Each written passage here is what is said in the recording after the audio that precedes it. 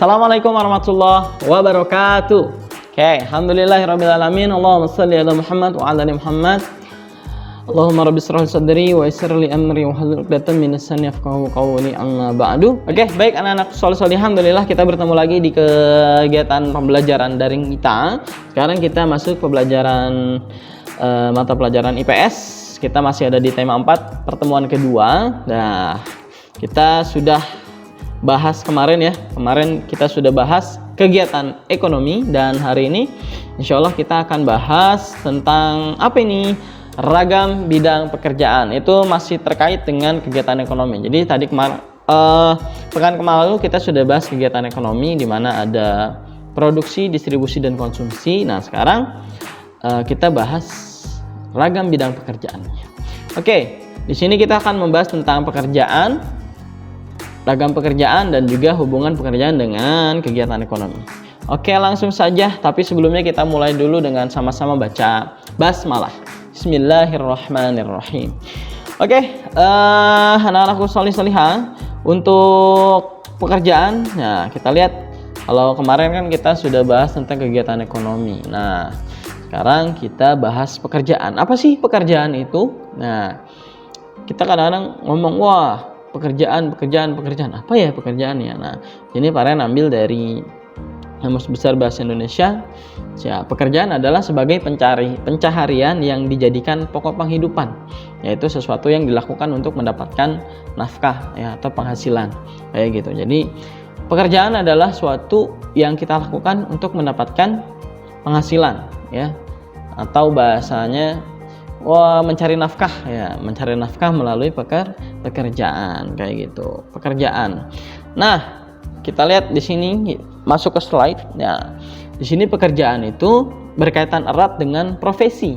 Nah, profesi, dan dari profesi itu berkaitan juga dengan produk atau jasa. Nah, kita lihat satu-satu. Nah, profesi itu apa sih? Jadi profesi adalah bidang pekerjaan yang dilatih dengan pendidikan keahlian tertentu. Jadi misalnya seorang jadi guru lah, misalnya Paren jadi guru, Paren harus mendapatkan pendidikan keguruan. Nah, makanya ada yang namanya pendidikan guru SD, atau pendidikan guru matematika, pendidikan guru bahasa Inggris, bahasa Arab, dan segala macamnya. Nah, jadi kayak gitu. Untuk itu berkaitan dengan pekerjaan. Nah, gitu. Karena pekerjaan erat kaitannya dengan profesi. Ya, ada juga profesi yang nggak pakai sekolah, ada nggak? Ada ya. Misalnya profesinya berkaitan dengan bakat. Ya, misalnya, dari kecil sudah jago gambar, jago lukis, ya kan? Jadi dari kecil ya udah diarahkan sama orang tuanya, misalnya jadi pelukis. Ya, lukis terus sampai lukisannya bagus dan bagus, walaupun tanpa sekolah, itu sudah bisa disebut dengan profesi. Oke. Nah, dari profesi tersebut ya kita ada dua hasil. Nah, hasil yang pertama adalah berupa produk, dan hasil yang kedua adalah berupa jasa. Nah, jadi kalau produk itu apa? Benda yang bersifat kebendaan seperti barang, bahan, atau bangunan yang merupakan hasil konstruksi. Jadi produk itu kalau dalam pekerjaan dan kegiatan ekonomi itu bentuknya adalah sebuah benda atau yang terlihat. Ini kelihatan, ini laptop kelihatan, ini meja kelihatan, ini baju kelihatan. Ini namanya produk. Ya, kayak gitu. Bisa kita lihat juga, bisa. Ya, kan ada bentuknya ya. Nih, ada benda, ada ini laptop warnanya hitam, ini baju warnanya apa ini? Biru ya, ini meja warnanya abu-abu, itu produk. Ada juga jasa. Jadi dari profesi tersebut ada yang menghasilkan produk, ada yang menghasilkan jasa. Jasa itu apa sih? Nah, di sini ada aktivitas atau kemudahan, manfaat, dan sebagainya yang dapat dijual kepada orang lain, konsumen yang menggunakan atau menikmatinya. Jadi jasa itu misalnya kalau misalnya laptop, Paren beli laptop, otomatis Paren punya laptop, ya kan? Tapi kalau misalnya jasa, misalnya apa? Jasa cukur.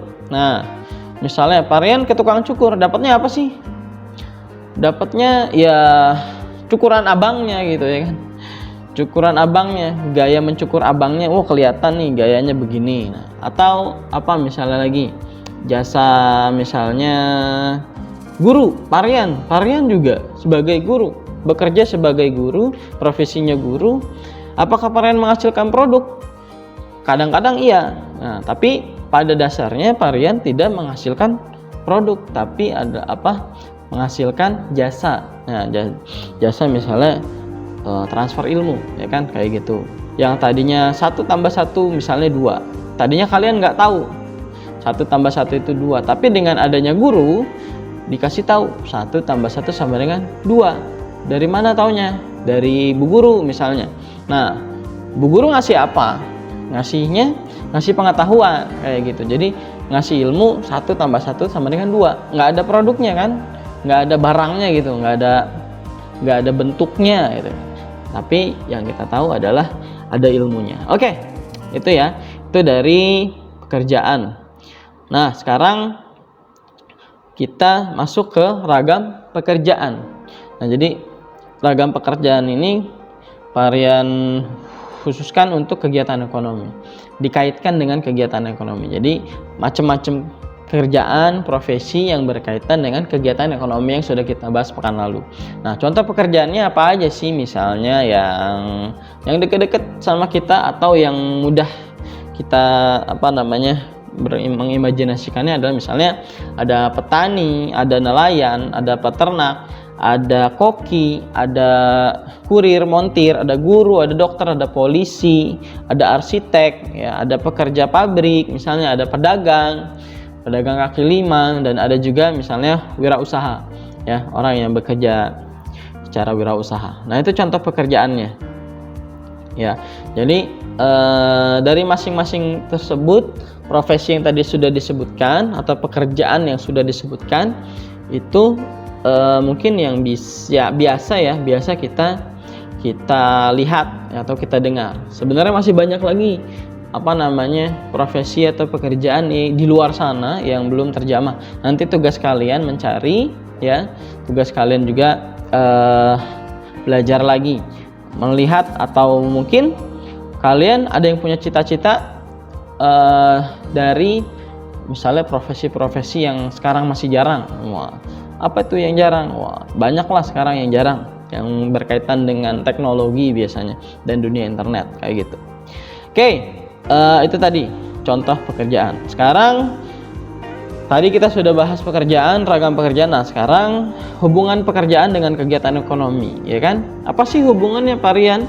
Nah, hubungannya adalah pekerjaan yang kita lakukan itu, ya, profesi-profesi yang orang-orang lakukan itu tujuannya apa? Tujuannya adalah untuk memutar kegiatan ekonomi sehingga memberikan dampak ekonomi bagi diri sendiri maupun masyarakat kayak gitu. Misalnya profesi tadi koki itu kan masak, ya, menghasilkan makanan dong, masakan, ya kan. Nah, koki tadi, ya, itu sebenarnya dengan dia berprofesi sebagai koki, nah, si koki ini sedang memutar kegiatan ekonomi, ya, atau menguatkan kegiatan ekonomi. Misalnya koki kan mau masak. Nah, otomatis sebelum masak harus apa dong? Harus belanja dulu, ya kan? Nah, belanja itu apa masuknya? Masuknya ke konsumsi, ya. Sang koki beli bahan-bahan, beli telur, beli beras, beli sayur, beli segala macam, ya kan, perlengkapan. Itu konsumsi kan? Otomatis konsumsinya kena, konsumsinya berjalan, konsumsi berputar. Terus sang koki tadi, ya kan, sang koki tadi mengolah makanan, ya, mengolah bahan-bahan makanan yang tadi sudah dibeli, ya, itu menjadi masakan yang lezat. Wah, diolah, ya kan, jadilah makanan. Misalnya jadi Jadi nasi goreng, ya kan. Nah, setelah nasi gorengnya jadi, ya kan, otomatis ada yang kena produksi. Tadi konsumsi udah berjalan, sekarang produksi tadi sudah berjalan, sudah ada dong barangnya, sudah ada hasil olahannya, itu makanan, misalnya tadi nasi goreng. Nah, sekarang gimana biar sampai ke pelanggan? Misalnya kalau zaman sekarang misalnya kita nggak boleh makan di restoran karena pandemi, ya kan. Nah, apa namanya, inisiatifnya bagaimana? Inisiatifnya adalah tukang nasi goreng, ya kan, bekerja sama dengan ojek online, ya kan, kurir online kayak gitu.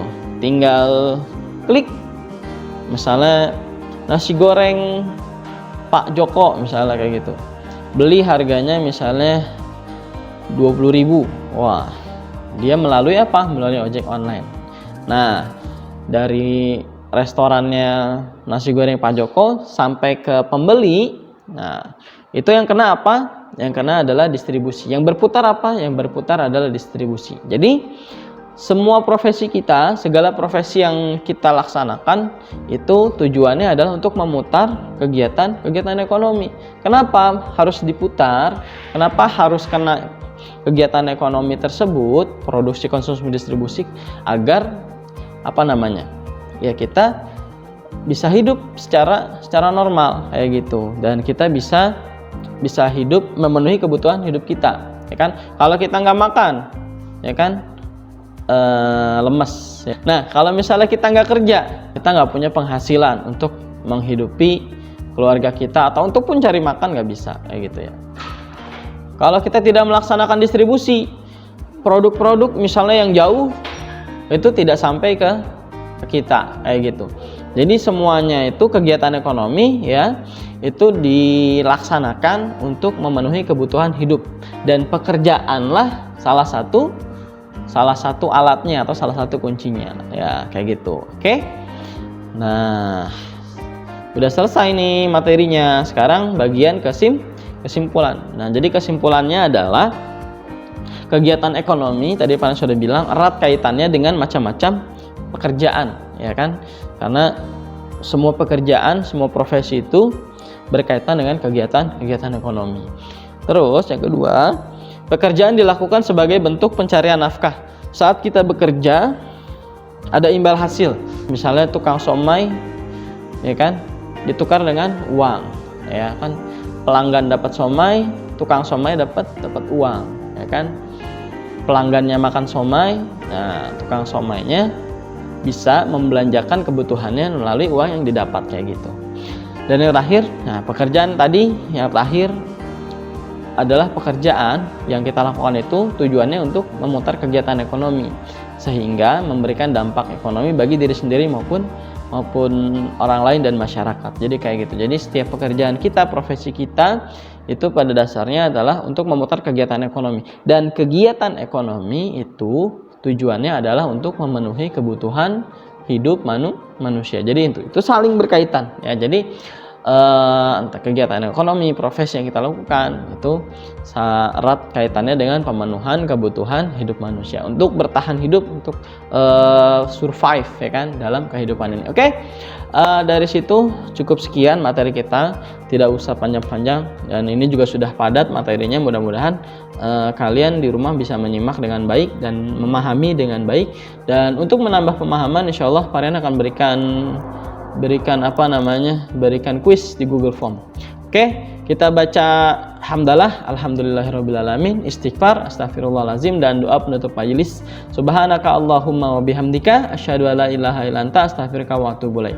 Terima kasih. Insyaallah kita ketemu lagi di pekan berikutnya. Oh iya, pekan berikutnya sudah masuk pekan ketiga. Insyaallah kita akan melaksanakan penilaian harian, ya, dari materi-materi yang sudah Parian sampaikan dari pekan ini dan pekan sebelumnya. Oke, terima kasih.